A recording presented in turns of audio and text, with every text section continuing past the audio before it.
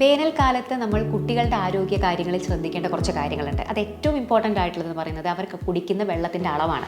പലപ്പോഴും ഇവിടെ മൂത്രപ്പഴുപ്പായിട്ട് അല്ലെങ്കിൽ അങ്ങനെയുള്ള പല പ്രശ്നങ്ങളുമായിട്ട് കുട്ടികൾ വരുമ്പോൾ നമ്മൾ അച്ഛനമ്മമാരോട് ചോദിക്കാറുണ്ട് എത്ര വെള്ളം കുട്ടി കുടിക്കാറുണ്ട്. അപ്പോൾ അവർ പറയും കുട്ടി വെള്ളമൊക്കെ കുടിക്കുന്നുണ്ട് എന്ന് പറയും. പക്ഷേ അതിൻ്റെ അളവ് ചോദിക്കുമ്പോഴാണ് പലപ്പോഴും വേണ്ടത്ര വെള്ളം കുടിക്കുന്നില്ല നമ്മൾ മനസ്സിലാക്കുക. അപ്പോൾ നമ്മൾ മനസ്സിലാക്കേണ്ട ഒരു കാര്യം, എത്ര വെള്ളം നമ്മുടെ കുഞ്ഞുങ്ങൾ ഓരോ പ്രായത്തിലും കുടിക്കണം. ആദ്യത്തെ ഒരു 10 കിലോ വരെ, അതായത് ഒരു 10 കിലോ എന്ന് പറഞ്ഞു കഴിഞ്ഞാൽ ഒരു വയസ്സിലൊരു കുട്ടിക്ക് ഏകദേശം ഒരു 9 മുതൽ 10 കിലോ വരെ വെയിറ്റ് ഉണ്ടായിരിക്കും.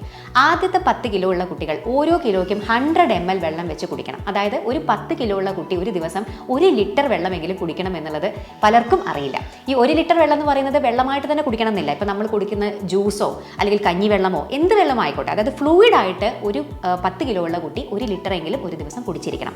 20 കിലോ ഉള്ള കുട്ടി 10 മുതൽ 20 കിലോൻ്റെ ഇടയിലാണെങ്കിൽ ഓരോ കിലോനും 50 ml വെച്ചിട്ട് നമ്മൾ കുടിക്കണം. അതായത് 20 കിലോ ഉള്ള കുട്ടി 1.5 ലിറ്റർ വെള്ളമെങ്കിലും ഒരു ദിവസം കുടിച്ചിരിക്കണം. അപ്പോൾ ഏകദേശ കണക്കാണ് ഞാൻ പറഞ്ഞത്.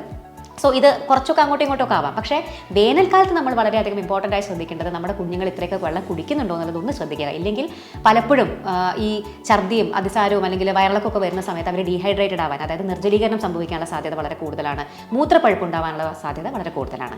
പിന്നെ ശ്രദ്ധിക്കേണ്ട കാര്യങ്ങൾ, ജങ്ക് ഫുഡ് ജനറലായിട്ട്, അതിപ്പോൾ വേനൽക്കാലം എന്നില്ല, ജനറലായിട്ട് ഞാൻ പറയുകയാണ്, നമ്മൾ ഈ പുറത്തുനിന്ന് വാങ്ങുന്ന റെഡിമെയ്ഡ് ആയിട്ടുള്ള പിസ്സ, ബർഗർ അങ്ങനെയുള്ള ഭക്ഷണങ്ങളൊക്കെ മാക്സിമം കുറയ്ക്കുക.